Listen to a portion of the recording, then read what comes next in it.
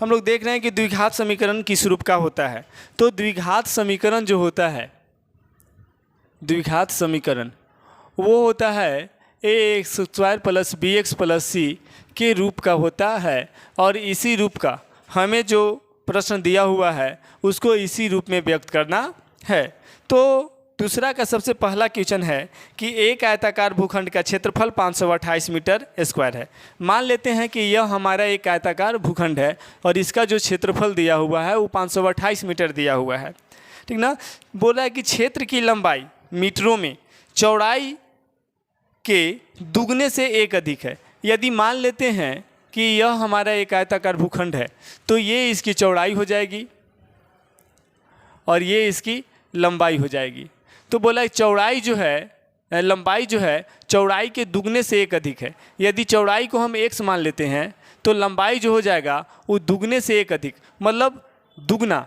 चौड़ाई को पहले दुगना कीजिए, दुगना करने के लिए उसमें 2 से हमें क्या करना होता है, गुना करना होता है। तो दुगना कर दिए और उसमें एक अधिक बोला है तो एक हम जोड़ देंगे। तो इस प्रश्न को हल कैसे करेंगे सो देखिएगा।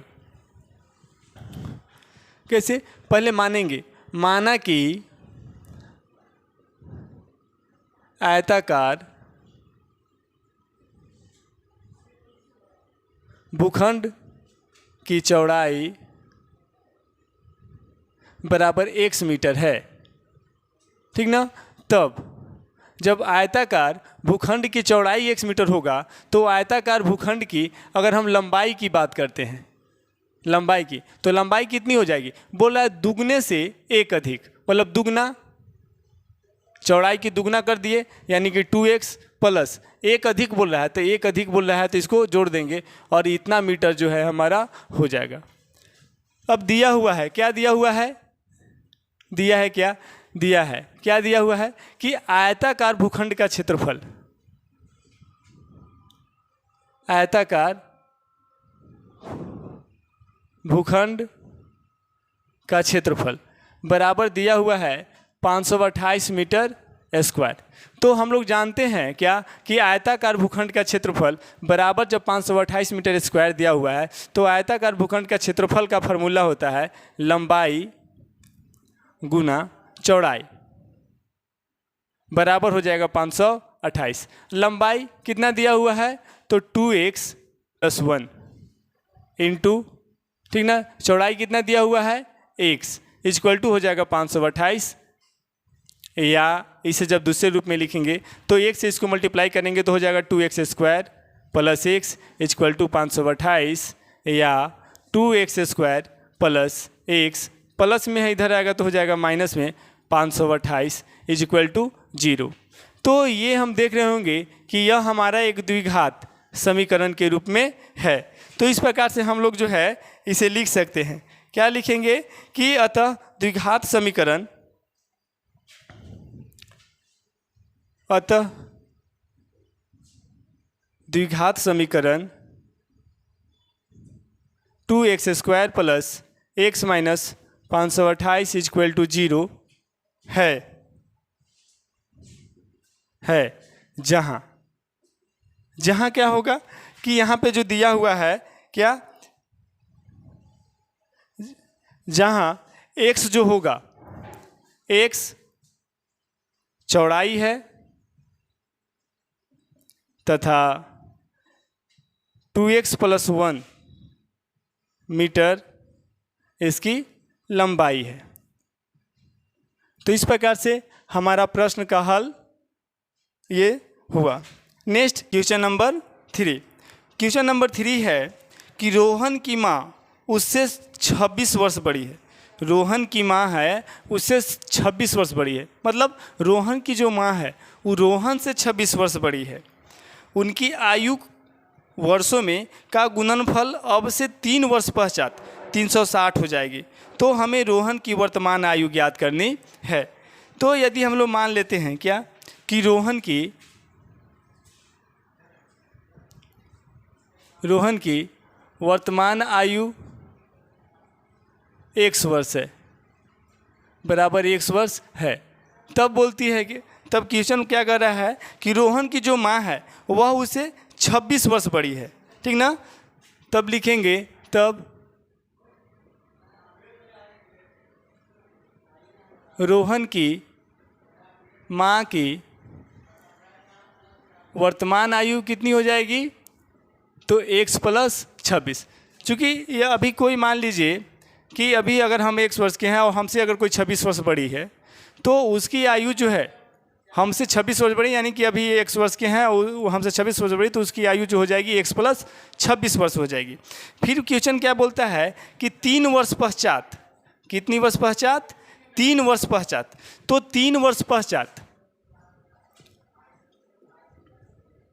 3 वर्ष पश्चात, ठीक ना, तो 3 वर्ष पश्चात जो है रोहन की जो आयु है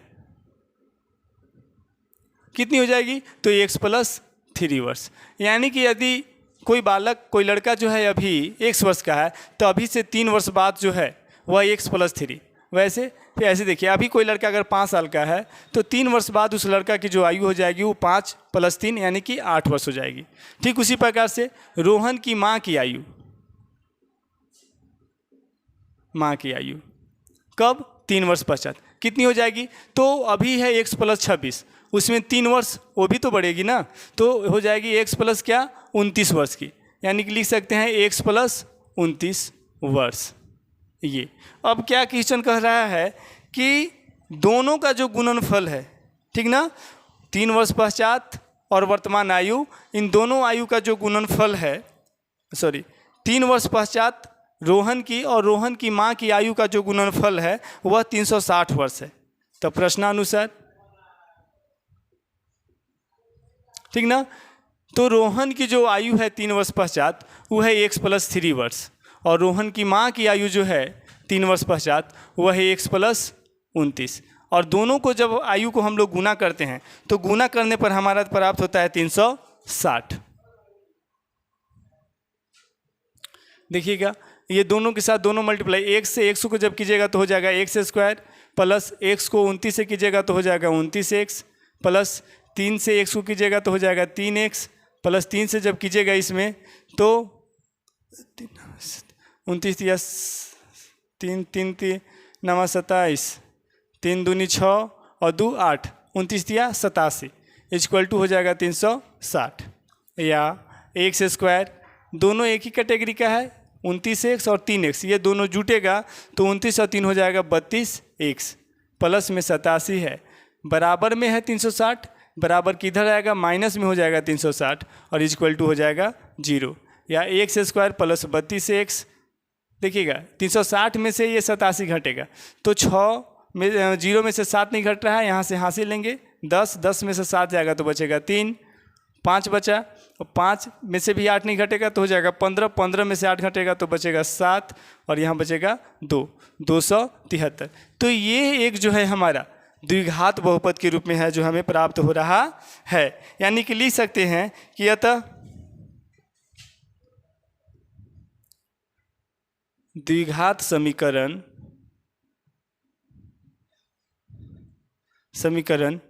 x² plus 32x minus 273 equal to 0 है, जहाँ x बराबर, x क्या है हमारा यहाँ पे, तो रोहन की वर्तमान आयु है वो भी वर्षों में। x क्या है, तो रोहन की वर्तमान आयु है किस में, तो वर्षों में। और इस प्रकार से हमारा जो है क्या हो गया इसका सॉल्यूशन। नेक्स्ट क्वेश्चन नंबर 4 है कि एक रेलगाड़ी 480 किलोमीटर की दूरी समान चाल से तय करती है। यदि इसकी चाल 8 किलोमीटर प्रति घंटा कम हो जाती है, ठीक ना, कम होती, तो वह उसी दूरी को तय करने में 3 घंटे अधिक समय लेती। हमें रेलगाड़ी की चाल ज्ञात करनी है। हमें रेलगाड़ी की चाल जो है दी हुई नहीं है। यहाँ क्या करें कि अगर एक रेलगाड़ी है वो किस चाल से चलती है वो चाल हमें मालूम नहीं है, लेकिन जब वो एक सामान्य चाल से चलती है तो 480 किलोमीटर की दूरी जो है वो तय करती है। लेकिन बोला जा रहा है कि यदि उसकी चाल, जिस चाल से वो चल रही थी, तो यदि उसकी चाल जो है उस चाल से हम 8 किलोमीटर प्रति घंटा कम कर दें, तो वो जो उस दूरी को तय करने में समय लगाती है वो 3 घंटा अधिक लगाती है। तो बोल रहे हैं क्या कि रेलगाड़ी की जो है हमें चाल ज्ञात करनी है। तो हम लोग मान लेंगे, क्या मानेंगे कि माना कि रेलगाड़ी की चाल x किलोमीटर प्रति आवर है।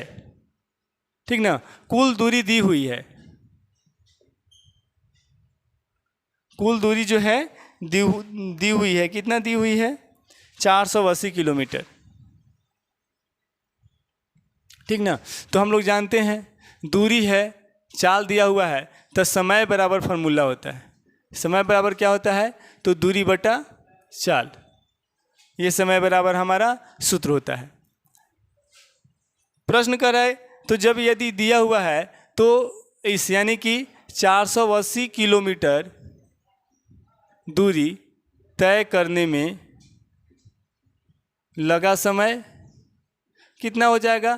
तो समय बराबर होता है दूरी बटा चाल। दूरी दी हुई है कितना? 480 किलोमीटर, और हमारा जो है चाल दिया हुआ है x किलोमीटर, इतनी हो जाएगी। लेकिन बोल रहा है क्या कि 8 किलोमीटर प्रति आवर की चाल कम होने पर वही दूरी, मतलब कौन दूरी? 480 किलोमीटर की दूरी, ठीक ना, तय करने में लगा समय कितना है? बोल रहा है क्या कि सबसे पहले तो दूरी यानी कि जो है हमारा इसके बराबर भी समय बराबर दूरी बटा चाल होता है, तो दूरी है 480, दूरी है 480 और चाल हमारा 8 किलोमीटर कम हो जा रहा है। यानी पहले जो चाल था वह था 1 किलोमीटर प्रति घंटा की चाल से, लेकिन अब की जो है चाल 8 किलोमीटर कम हो रहा है, यानी कि 1 में से जो है हमारा 8 किलोमीटर क्या हो रहा है? कम हो रहा है। तो इसको तय करने में जो समय लग रहा है वो लगेगा 480 बटा x माइनस 8 घंटा लगेगा। इतना क्या लगेगा? घंटा लगेगा। ठीक ना। अब प्रश्नानुसार क्या करते हैं? दोनों तरफ हम समय को बराबर करते हैं, समय बराबर समय। तो 480 किलोमीटर दूरी को तय करने में जो समय लगा है वो हमारा लगा है 480 बटा x, और 8 किलोमीटर दूरी कम, 8 किलोमीटर प्रति आवर की दूरी चाल जो है जब कम हो जाती है तब 480 किलोमीटर की दूरी तय करने में जो समय लगा हुआ है वह लगा हुआ है 480 बटा x माइनस 8। लेकिन कह रहा है क्या कि 3 घंटा ज़्यादा समय लगा है। ये 3 घंटा जो है ऑलरेडी क्या किया है? ज़्यादा समय ले रहा है। ठीक ना। तो हमें दोनों को बराबर करेंगे तो इसमें 3 क्या करेंगे? हम जोड़ेंगे। जब जोड़ेंगे तब ये हमारा ये ऑलरेडी 3 जो है ज़्यादा, 3 घंटा का समय जो है ज़्यादा लिया है। ठीक ना। तो हमें दोनों को जब बराबर करना है तो बराबर करने में क्या करेंगे? या तो इसमें से 3 घंटा हम लोग हटाएंगे या नहीं तो इसमें 3 घंटा जोड़ेंगे। ठीक ना। तो हम क्या करते हैं कि इस तरफ जो है 3 को जोड़ देते हैं। अब दोनों बराबर हो गया, क्योंकि ये 3 घंटा अधिक समय ले रहा था और हम यहाँ पे दोनों को क्या कर रहे हैं? बराबर कर रहे हैं। तो जब इधर 3 घंटा जोड़ेंगे तब जाकर दोनों तरफ का जो समय होगा वो हमारा बराबर होगा। अब देखिए क्या होगा यहाँ से 480, ये नहीं कटेगा, 480 है,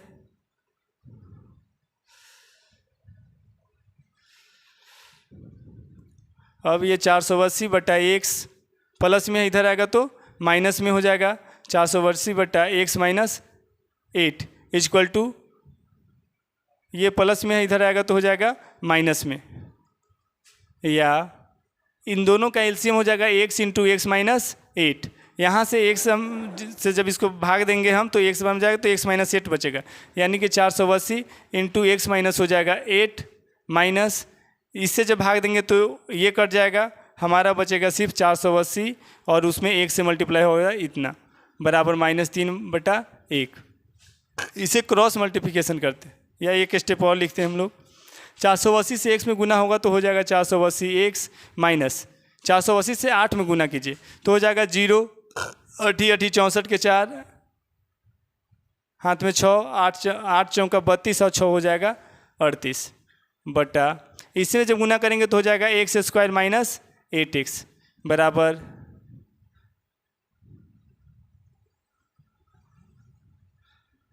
3 बटा 1। या देखिए एक प्लस में 480x है, माइनस में 480x है, ये दोनों क्या हो जाएगा हमारा, कट जाएगा। ऊपर में बचेगा यहाँ -3840 बटा x² - 8x = -3/1, या क्रॉस मल्टीप्लिकेशन कीजिए तो ये 3 से जब इसको कीजिएगा तो -3 x² - 8x = -3840, या x² - 8x -3840 बटा में, ये गुना में इधर आएगा तो भाग में 3 से काटेंगे इसको हम लोग,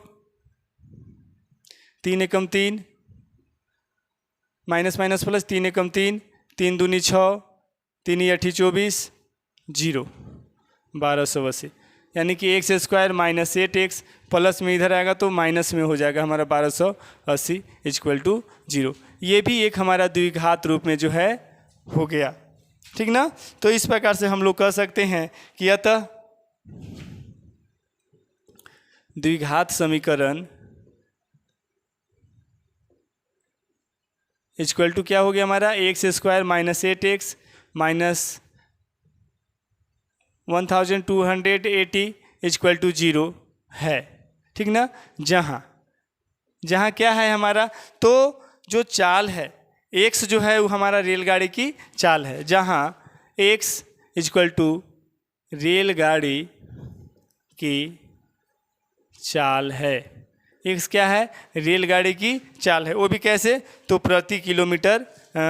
x जो है रेलगाड़ी की चाल है, कैसे चाल है, तो किलोमीटर प्रति घंटा। ये जो है हमारा इस क्वेश्चन का सॉल्यूशन हुआ। तो नेक्स्ट चैप्टर हम लोग अब देखेंगे। अब प्रश्नावली 4.2 क्या कह रहा है, प्रश्नावली 4.2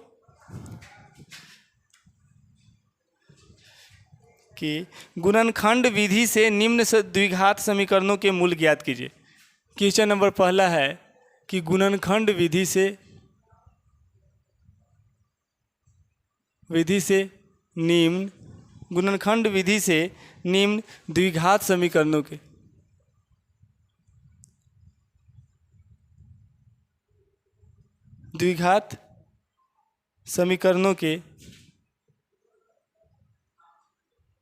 मूल ज्ञात कीजिए।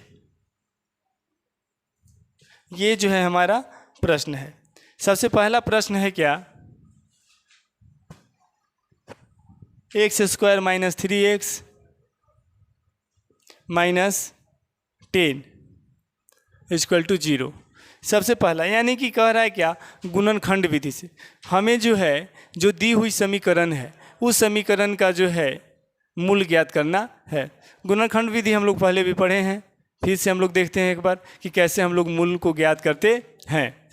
तो जब सोल्व करेंगे इसे, तो जो प्रश्न है दिया हुआ, क्या दिया हुआ है कि x² - 3x - 10 = 0। तो हम जैसा बताए हैं क्या कि जो x² का गुणांक होता है उसे और जो एक अचर राशि यानी कि जो c के स्थान पर होता है उन दोनों को मल्टीप्लाई करते हैं। तो यहाँ तो 1 है, अब 1 को जब 10 से मल्टीप्लाई करेंगे तो 10 हो जाएगा। अब 10 को हमें इस प्रकार से गुणनखंड के रूप में तोड़ना है, लिखना है जिसको कहते हैं, ठीक ना। तो 2 से 2 गुना इसे हम लोग 5 लिख सकते हैं, 2 × 5 = 10, और 5 में से जब 2 घटाएंगे तो हमारा बचेगा 3, यानी जोड़ने या घटाने पर मिडिल वाला आना चाहिए और गुना करने पर ये जो हमें संख्या है वो संख्या प्राप्त होनी चाहिए। तो 5 में से 2 जा रहा है तो 3 बच रहा है, लेकिन हमें जो 3 लाना है वो माइनस में लाना है, इसलिए 5 को जो है हम लोग माइनस में रखेंगे और ये 2 को जो है हम लोग प्लस में रखेंगे। जब -5 में से 2 घटेगा तब बचेगा -3। तो इसको हम लोग दूसरे रूप में लिख सकते हैं, x² - 5x + 2x - 10 = 0। दोनों में क्या कॉमन है, तो आप लोग देख रहे होंगे कि सिर्फ और सिर्फ x कॉमन है, यानी दोनों में से x है हम लोग निकाल सकते हैं कॉमन के रूप में। तो यहाँ हमारा बचेगा x और माइनस, यहाँ से जब x निकल जाएगा तो बचेगा 5, प्लस है, प्लस लिखेंगे। इन दोनों में क्या कॉमन है, तो 2x है यहाँ पे, 10 को भी हम लोग लिख सकते हैं 2 × 5, तो इसलिए 2 इसमें भी शामिल है। तो दोनों में से 2 कॉमन निकालेंगे, जब 2 यहाँ से कॉमन निकालिएगा तो यहाँ बचेगा x, माइनस है, और जब 10 में से 2 निकालिएगा तो बचेगा 5 = 0। एक्स प्लस 2, और इन दोनों में से हम लोग जानते हैं कि ये को लिखते हैं इतना बराबर 0, या एक्स प्लस 2 इक्वल टू 0 और एक्स माइनस 5 इक्वल टू क्या हो जाएगा 0, या एक्स इक्वल टू प्लस में 2 है उधर जाएगा तो क्या होगा माइनस में 2, और ये जो है माइनस में 5 है उधर जाएगा तो हो जाएगा प्लस में 5। यानी कि हम देख रहे हैं कि दी हुई समीकरण का जो मूल है वो हमारे पास अब निकल करके चले आया है। लिखेंगे अतः दिए हुए समीकरण के दो मूल -2 तथा 5 है, और यही जो है हमारा क्या होगा answer. Next question number 2, 2x² plus x minus 6, 2x² plus x minus 6, ये क्वेश्चन नंबर 2 है, और इतना इक्वल टू दिया हुआ है 0। इसका भी हमें मूल ज्ञात करना है। देखिए सबसे पहले इसको जब सॉल्यूशन करेंगे तो हम लोग देखेंगे क्या लिखेंगे 2x² प्लस x माइनस 6 और इक्वल टू हो जाएगा 0। अब क्या बोले कि x² का जो गुणांक होगा 100 और c के स्थान पे गुणांक होगा 100, इसे हम जो सबसे पहले गुना करेंगे, ठीक ना। क्योंकि हम जानते हैं कि द्विघात समीकरण जो होता है ax² plus bx plus c के रूप में होता है, इस रूप में होता है, ठीक ना।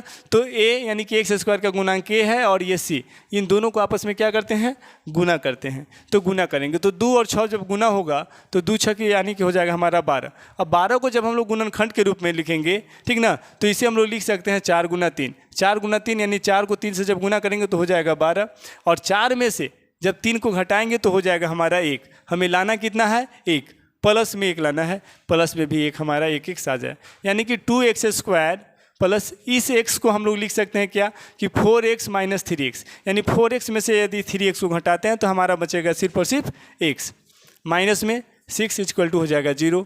इन दोनों में क्या कॉमन है तो आप देख रहे होंगे 2x² है, यानी कि 2x इंटू x हम लिख सकते हैं, और 4x को लिख सकते हैं 2 इंटू 2x, तो 2x हमारा दोनों में कॉमन हो जाएगा, ठीक ना। 2x जब यहाँ से निकल जाएगा तो यहाँ बचेगा x, प्लस 2x जब यहाँ निकलेगा तो यहाँ बचेगा 2। इन दोनों में क्या कॉमन है, यहाँ माइनस ले ली है कॉमन, इन दोनों में कॉमन जो है वो है हमारा क्या तो 3 को जब कॉमन निकालेंगे तो यहाँ से -3 निकाले हैं कॉमन, यानी कि यहाँ हमारा x बचेगा, और जब यहाँ माइनस निकालनी है तो माइनस और माइनस यहाँ मल्टीप्लाई कीजिए सिंपल, ठीक ना। तो ये हो जाएगा प्लस, यानी 3 निकाल लिए इसमें से तो बचेगा 2 इक्वल टू 0। इसे लिख सकते हैं 2x माइनस 3 और होगा x प्लस 2 इक्वल टू हो जाएगा 0, या 2x माइनस 3 इक्वल टू 0 और x प्लस 2 इक्वल टू 0, या लिख सकते हैं 2x इक्वल टू प्लस 3, चूँकि माइनस में 3 है बराबर के उधर जाएगा तो होगा प्लस में, और x बराबर हो जाएगा माइनस में 2 है बराबर के उधर जाएगा तो माइनस में, ठीक ना। तो इसलिए x बराबर जब निकालेंगे तो 3/2 होगा, और यहाँ x बराबर निकाले हैं तो हो गया -2। लिखेंगे कि अतः समीकरण के दो मूल बराबर 3/2 और -2 है। ये दो जो है हमें इस क्वेश्चन का मूल ज्ञात हुआ। Next question number 3, √2x² plus 7x plus 5√2 equal to 0, ठीक ना। ये क्वेश्चन है, अब इसका जो है हम लोग को मूल निकालना है। सोल्व करेंगे तो √2x² plus 7x plus 5√2 equal to 0। हम बताए हैं क्या है कि सबसे पहले x² का जो गुणांक है 100 और c के स्थान पर जो है 100, दोनों को गुना करेंगे। तो जब √2 को 5√2 के साथ गुना करेंगे तो कितना होगा 5 तो होगा, और √2 गुना हो जाएगा तो √2 का क्या हो जाएगा स्क्वायर, यानी 5 स्क्वायर से रूट जो है हमारा क्या हो जाता है खत्म, यानी कि यहाँ बचेगा 2, और 5 को 2 से गुना करेंगे तो हो जाएगा 10, ठीक ना। अब 10 को हम लोग लिख सकते हैं 2 गुना 5, लिखे भी हैं, और 5 और 2 जब जोड़ेंगे तो हो जाएगा 7। जोड़ने पर हमें या घटाने पर 7 लाना था, और गुना करने पर हमें कितना आना चाहिए था 10। तो इस प्रकार से यहाँ हम लिख सकते हैं √2x² प्लस 5x, या 2x ही लिख देते हैं, plus 5x plus 5√2 equal to 0। अब देखिए इन दोनों में से कॉमन निकालना है, तो क्या कॉमन निकलेगा, तो आप देख रहे होंगे जो ये टू है तो टू को हम लोग लिख सकते हैं √2 इंटू √2, ठीक ना। क्यों? क्योंकि जब √2 है तो ये 2 को √2 का स्क्वायर करेंगे तो स्क्वायर से रूट जो है कट जाएगा, हमारा बचेगा 2। तो इसे लिख सकते हैं √2x² प्लस √2x इंटू √2। √2 गुना होगा तो 2 और x हो जाएगा, plus 5x plus 5√2 equal to 0। दोनों में से क्या कॉमन निकलेगा? तो √2x। तो यहाँ क्या बचेगा? x प्लस √2x जब निकल गया कॉमन तो यहाँ बचेगा हमारा √2 प्लस इन दोनों में से क्या निकलेगा? तो 5। यहाँ क्या बचेगा? तो x और यहाँ बचेगा हमारा √2 इक्वल टू हो गया 0। और √2x प्लस 5 है और x प्लस √2 इक्वल टू हो जाएगा हमारा 0। तो √2x प्लस 5 इक्वल टू 0 कर देंगे और x प्लस √2 बराबर हो जाएगा हमारा 0। तो इस प्रकार से √2x इक्वल टू -5 और यहाँ हो जाएगा x बराबर हमारा -√2। और अगर यदि x बराबर निकालेंगे तो -5/√2 हो जाएगा और यहाँ x बराबर जब हम लोग निकालेंगे तो हो जाएगा -√2। लिखेंगे कि अतः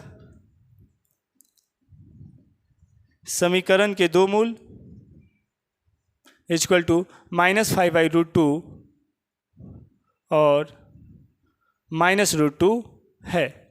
इस प्रकार से हमारा इसका सॉल्यूशन होगा। Next question number 4, 2x² minus x plus 1/8 equal to 0 है। इसको सॉल्यूशन करते हैं इक्वल टू 0। अब इसे जो है इसके नीचे कुछ नहीं अगर यदि है और यहाँ अंश बटा हर के रूप में है तो हर के रूप में हम लोग 1 ले लेते हैं और 1 और 8 का एलसीएम जब निकालेंगे तो हो जाएगा हमारा 8, ठीक ना।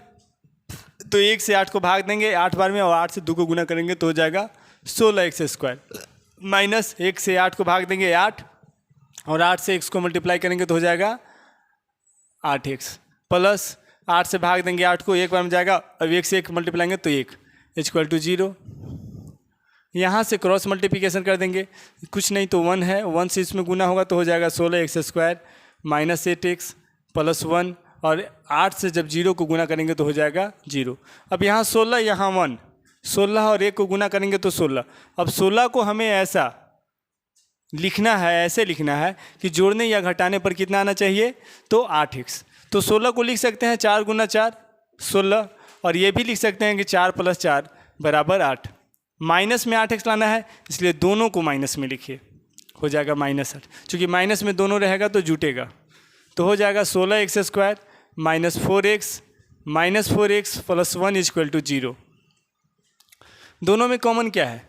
तो आप देख रहे होंगे दोनों में 4x आपको दिख रहा होगा। क्यों? क्योंकि 16x² को भी लिख सकते हैं 4x इंटू 4x, ठीक ना। तो इस प्रकार से 4x दोनों में शामिल है। तो यहाँ से 4x जब कॉमन निकालिएगा तो यहाँ बचेगा 4x माइनस यहाँ से 4x निकाल लिए हैं तो बचेगा आपका 1। उसी प्रकार से इन दोनों में क्या कॉमन दिख रहा है? तो -1, माइनस है तो -1 यहाँ से ले लेंगे तो यहाँ क्या बचेगा 4x और जब -1 निकल गया है तो यहाँ पे प्लस है तो माइनस और प्लस जब ये होगा तो हमारा हो जाएगा माइनस और 1 तो निकला है तो 1 बचेगा इक्वल टू 0। या 4x minus 1 into 4x minus 1 equal to हो जाएगा 0। हम लिख सकते हैं 4x माइनस 1 बराबर 0 और 4x माइनस 1 बराबर 0। तो इस प्रकार से क्या होगा? x बराबर जब निकालेंगे तो माइनस में 1 है, उधर जाएगा तो प्लस में 1 और x के साथ 4 मल्टीप्लाई में है, नीचे आएगा तो क्या हो जाएगा? डिवाइड में। यहाँ भी सेम होगा, माइनस में 1 है, पहले बराबर को उधर जाएगा तो उधर प्लस में होगा और ये 4 और x मल्टीप्लाई में है तो नीचे आएगा तो हो जाएगा ये डिवाइड में। लिख सकते हैं कि अतः समीकरण के अभिष्ट दो मूल कौन कौन है? तो 1/4 और 1/4 है, ठीक ना। ये हो गया हमारा। नेक्स्ट है question number 5, 100x² minus 20x plus 1 equal to 0। 100x² minus 20x plus 1 equal to 0। इसे जो है हमें मूल निकालना है, ठीक ना। तो जब सोल्व करते हैं तो देखिए क्या होगा, 100x² minus 20x plus 1 equal to 0। 100 को 1 से क्या करेंगे हम लोग, मल्टीप्लाई। तो 100 को जब 1 से मल्टीप्लाई करेंगे तो हो जाएगा 100। 100 को लिख सकते हैं 10 गुना 10 बराबर 100, और 10 प्लस 10 भी लिखेंगे तो हो जाएगा हमारा 20। हम क्या बताएं कि गुना करने पर ये आना चाहिए, जोड़ने या घटाने पर जो है हमें बीच वाला आना चाहिए, ठीक ना। चूँकि माइनस में, इसलिए दोनों को क्या में रखेंगे, माइनस में। लिख सकते हैं 100x² minus 10x minus 10x plus 1 equal to 0। इसमें 100x² है तो 100 को तो 10 लिख सकते हैं, और दोनों में अगर x कर दे तो 100x² हो जाएगा हमारा। इस प्रकार से इसको लिख सकते हैं 10x into 10x minus 10x plus 1 equal to 0। 10x common निकलेगा तो यहाँ बचेगा 10x माइनस 1, और यहाँ से जब 1 कॉमन निकलेगा तो यहाँ बचेगा 10x माइनस 1 इक्वल टू हो जाएगा 0। क्यों 10x यहाँ से निकाले तो यहाँ बचा 10x माइनस, ये x है, माइनस 10x यहाँ से निकल गए तो बचा 1, माइनस दोनों में कुछ भी कॉमन ना रहे तो 1 निकालते हैं हम लोग। तो यहाँ बचेगा हमारा, चूँकि माइनस में 1x निकाल लिए हैं इसलिए प्लस में 10x बचेगा, और यहाँ भी माइनस निकाल लिए हैं तो ये माइनस में बचेगा। तब ये जो है माइनस और माइनस गुना होगा तो हो जाएगा प्लस, तो यहाँ से भी 1 बचेगा बराबर 0। अब हम लोग जानते हैं कि दोनों को एक साथ लिख देते हैं और इन दोनों में से एक को लिखते हैं बराबर 0, यानी 10x माइनस 1 इक्वल टू 0, और ये 10x minus 1 equal to 0। 10x बराबर हो जाएगा 1, और यहाँ 10x बराबर हो जाएगा 1, या x बराबर हो जाएगा 1/10, और यहाँ भी x बराबर हो जाएगा 1/10। लिख सकते हैं कि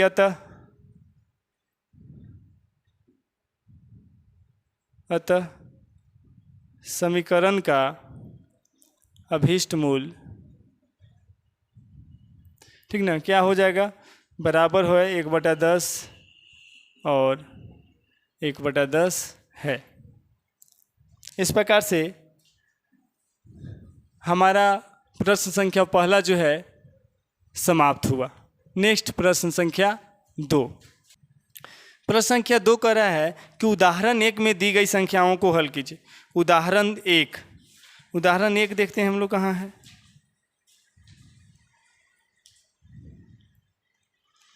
बोल रहा है कि निम्न स्थितियों को गणितीय रूप में व्यक्त कीजिए, उदाहरण 1 में है, और उसे जो है हमें हल करना है। आइए देखते हैं कि प्रश्न संख्या 2, ठीक ना। तो प्रश्न संख्या 2 है, क्या है प्रश्न संख्या 2 में, कि जॉन और जीवंती दोनों के पास कुल मिलाकर 45 कंचे हैं। जॉन और जीवंती दोनों के पास कुल मिलाकर जो है 45 कंचे हैं। किसके पास कितना कंचा है वो हमें प्राप्त नहीं है, लेकिन दोनों के कंचों की अगर संख्या की बात करते हैं तो जो योगफल दिया हुआ है वह दिया हुआ है हमारा 45। दोनों 5-5 कंचे खो देते हैं और अब उनके पास कंचों की संख्या का गुणनफल 124, यानी कि दोनों की कंचों की जो संख्या है जितनी, उतना में से यदि 5-5 कंचों की संख्या जो है खो देते हैं तो उनके पास कंचों की संख्या का जो गुणनफल होगा वह हो रहा है आपका 124, ठीक ना। तब क्या है कि हमें जानना चाहेंगे कि आरंभ में उनके पास कितने कंचे थे। तो ऐसा अगर क्वेश्चन है, ठीक ना, तो हम लोग मानेंगे दूसरा के पहला क्वेश्चन, ठीक ना, सोल्व करते हैं तो मानेंगे, ठीक ना। माना, देखिए 2 है यहाँ पे, एक जो है यहाँ पे 2 लड़का, कौन कौन है, एक लड़का एक लड़की है, एक जॉन है और दूसरा जीवंती है। तो हम मान लेंगे, माना कि जॉन के पास कंचों की संख्या बराबर 1 है। यदि जॉन के पास 1 है और दोनों के मिलाकर कंचों की संख्या कहते हैं 45, तो जीवंती के पास कंचों की संख्या कितनी हो जाएगी,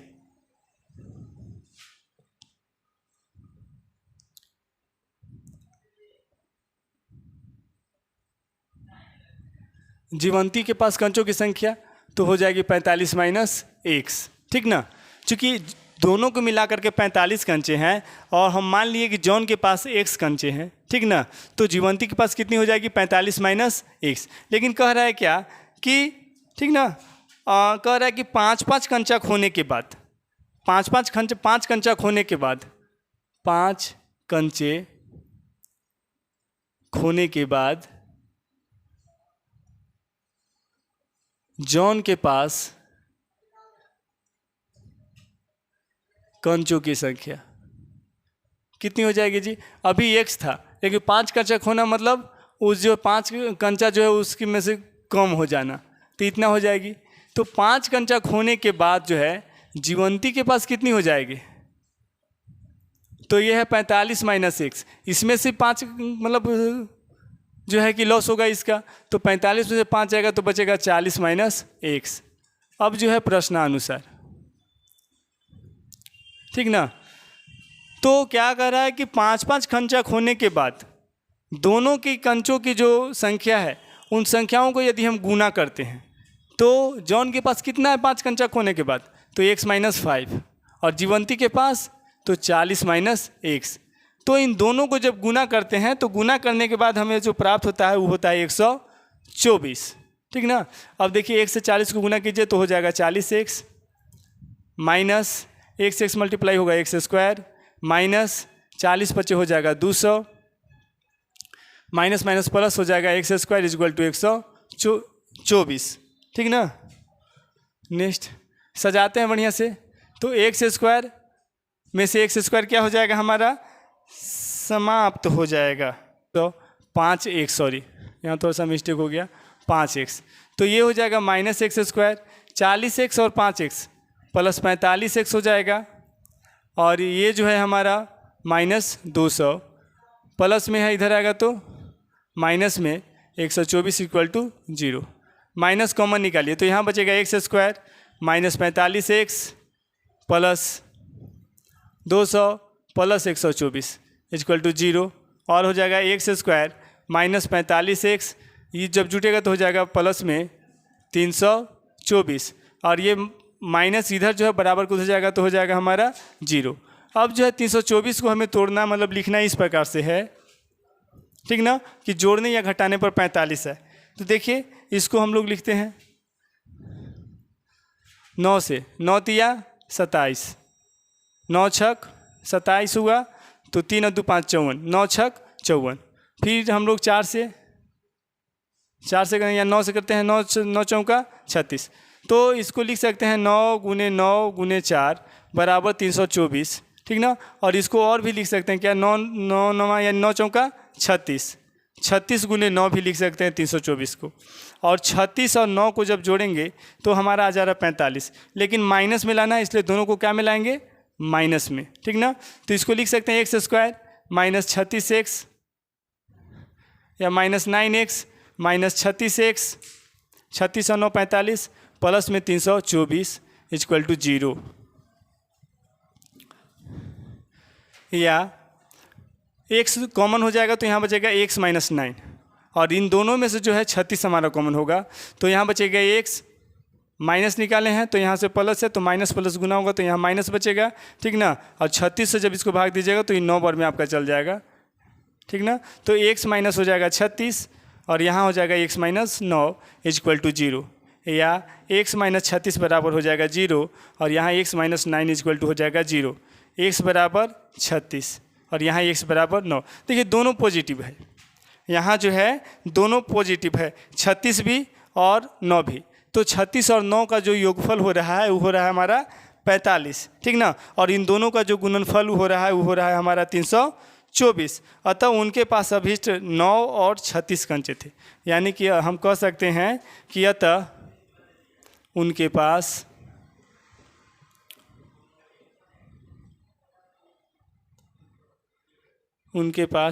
अभीष्ट कंचों की संख्या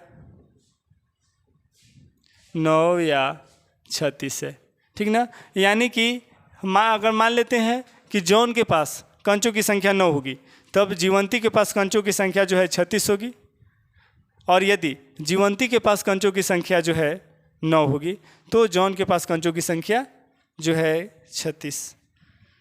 तो इस प्रकार से हमारा होगा। ये देखिएगा, इस पे आप लोग कंफ्यूज मत कीजिएगा, ये 5-5 कंचे खोने के बाद दोनों कंचों की यानी दोनों के पास कंचों की संख्या का गुणनफल 124 है। वास्तव में यदि दोनों के पास जो कंचे थे प्रारंभ में ठीक ना। तो प्रारंभ में जो कंचों की संख्या थी वो 36 और 9 थी, और जब इन दोनों को गुना कीजिएगा तो आपको 324 मिलने वाला है। ये मत ध्यान दीजिएगा कि 124 यहाँ है तो सर यहाँ 324 आ जाएगा, गुना करेंगे तो ये 5-5 कंचक होने के बाद कंचों की संख्या का गुणनफल दिया हुआ है, ठीक ना। तो next question number 2। Question number 2 है, एक कुटीर उद्योग एक दिन में कुछ खिलौने निर्मित करती है। मतलब एक छोटा सा उद्योग है, कुटीर उद्योग है, जो एक दिन जो है कुछ खिलौना जो है निर्मित करती है अर्थात बनाती है।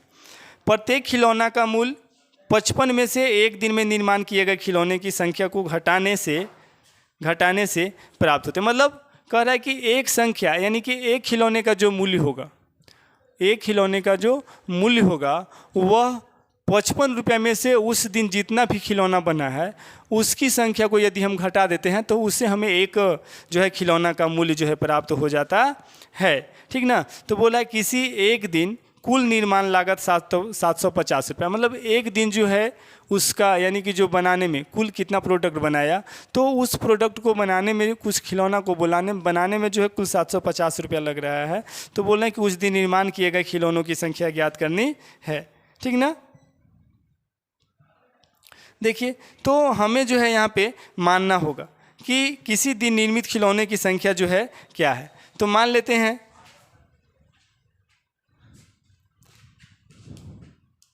सोल्व, माना कि उस दिन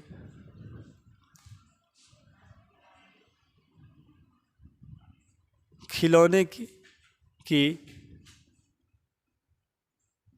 निर्मित संख्या बराबर 100 है।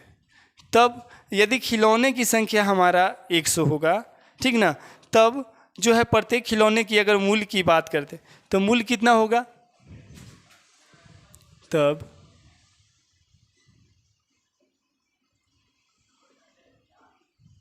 प्रत्येक खिलौने की मूल्य कितना हो जाए। बोल रहा है कि जो 55 रुपया है, तो 55 में से उस दिन जो निर्मित खिलौना है उसकी संख्या घटाने पर, यानी कि 55 माइनस 1 जो है एक खिलौना का जो है मूल्य है। प्रत्येक खिलौना का मूल्य जो है 55 माइनस 1 रुपया है, ठीक ना।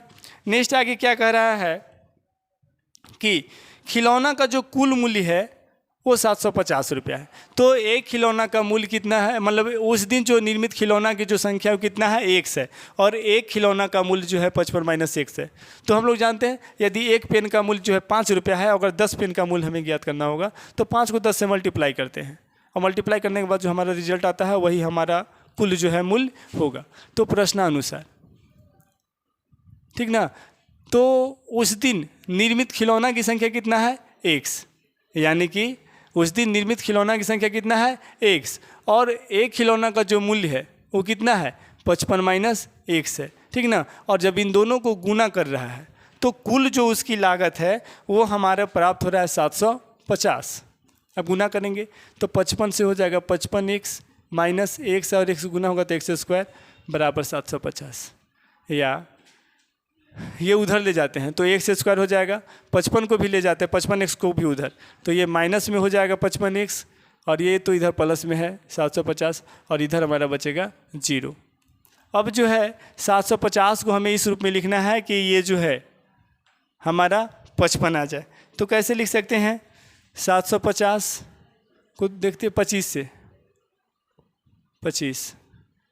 25 थी आई 75, हाँ सर, यानी 25 गुना यदि 30 हम लोग लिखते हैं तो ये 750 हमारा हो जाता है। 25 0, और 25 प्लस से अगर 30 हम लोग कर देते हैं तो भी हमारा 55 जो है हो जाता है। चूँकि माइनस में लाना है इसलिए दोनों को हम लोग क्या में रखेंगे, माइनस में रखेंगे। तो 1 square minus 25x minus 30x और प्लस हो जाएगा 750 इक्वल टू 0। दोनों में x कॉमन है तो x माइनस 25, और दोनों में यहाँ से 30 कॉमन है तो x माइनस 25 यहाँ भी होगा हमारा। चूँकि 750 को 25 गुने हम लोग जो है 30 लिख रहे हैं, जब 30 निकला है तो यहाँ पे हमारा यही बचता है। तो x minus 30 into x minus 25 equal to हो जाएगा 0, और x माइनस 30 बराबर 0 और x माइनस 25 बराबर हो जाएगा 0, यानी x बराबर 30 हो जाएगा और x बराबर यहाँ 25, यानी दोनों पॉजिटिव है यहाँ पे। तो इस प्रकार से हम लोग कह सकते हैं कि उस दिन निर्मित खिलौनों की संख्या या तो 25 होगी या तो 30 होगी। लिख सकते हैं कि उस दिन, अतः उस दिन निर्मित खिलौनों की संख्या या तो 25 होगी, या उस दिन निर्मित खिलौनों की संख्या या तो 25 होगी या 30। ठीक ना, यही हमारा आंसर है। यानी प्रारंभ में जो उस दिन खिलौना जो उत्पादन हुआ है उस कुटीर उद्योग में, उसकी संख्या 25 भी हो सकती है, 30 भी हो सकती है, दोनों ये हमारा पॉजिटिव है। ठीक ना, तो इसी के साथ आज का सेशन हम समाप्त करते हैं। फिर एक नए सेशन के साथ हम लोग मिलेंगे नेक्स्ट डे। तब तक के लिए आप सभी को धन्यवाद।